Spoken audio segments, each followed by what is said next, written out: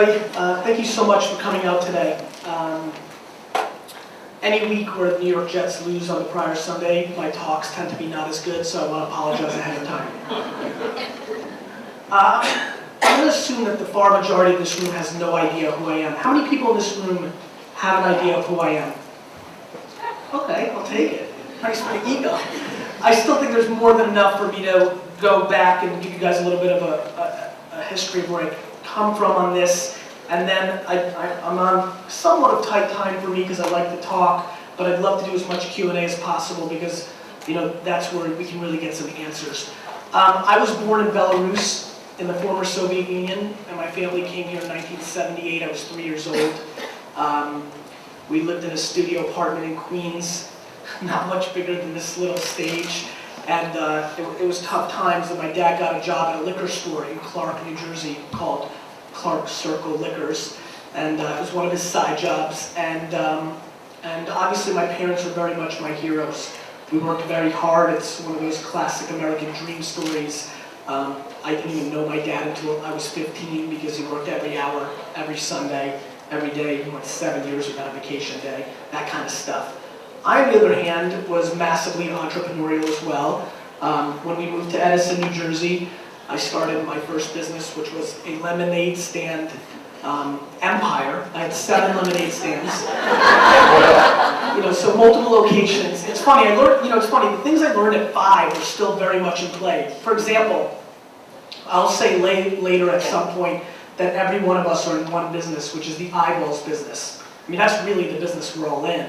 And when I think back to when I was 5, I didn't make the lemonade, and I didn't stand behind the lemonade stands. And I drove my little big wheels around because I wasn't a big enough boy to have a 2-wheeler yet.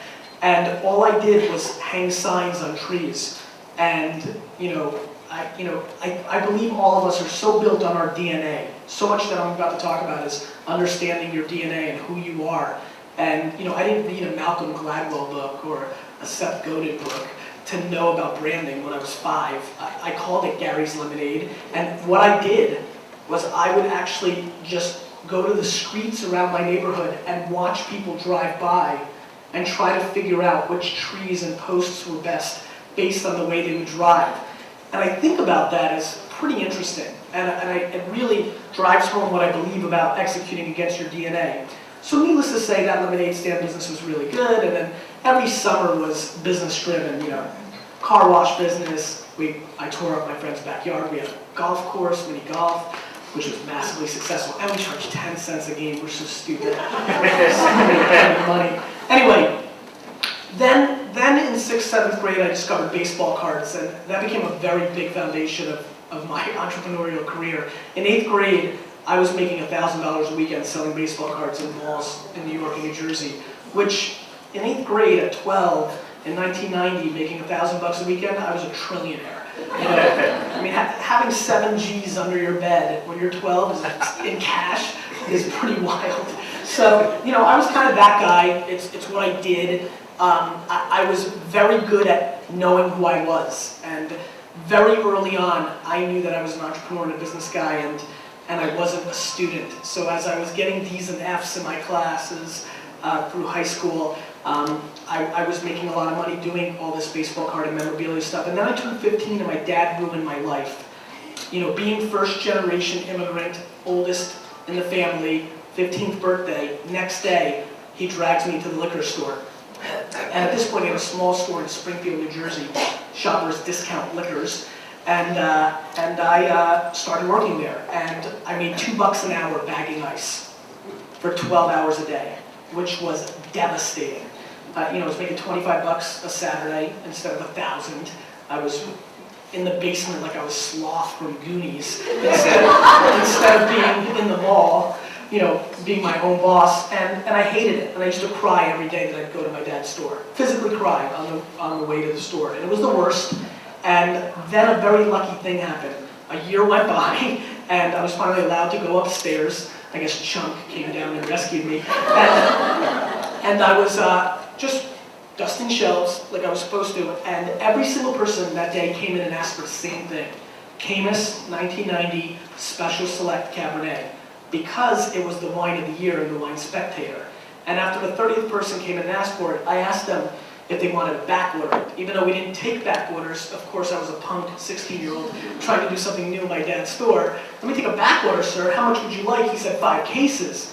And after I was like, holy crap, this guy's an alcoholic. I was like, are you throwing a party? And he was like, no, I collect wine. And that was it.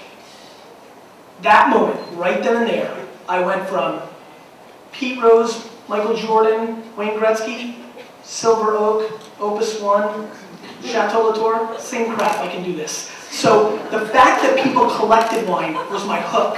At that point, I was very much, in a position where I wanted to help my family business. I was classic, punk kid who thought everything his dad did was wrong and I could help, and I really wanted to implement a lot of those things, but the subject matter wasn't interesting to me. I was really different than most 17 and 16-year-olds. I didn't really care about the beer or the liquor, and the wine became the first thing that kind of got interesting to me because it changed year to year, because people collected it. But most of all, and what I'm going to stress to you guys all day long, is that it allowed me to tell a story.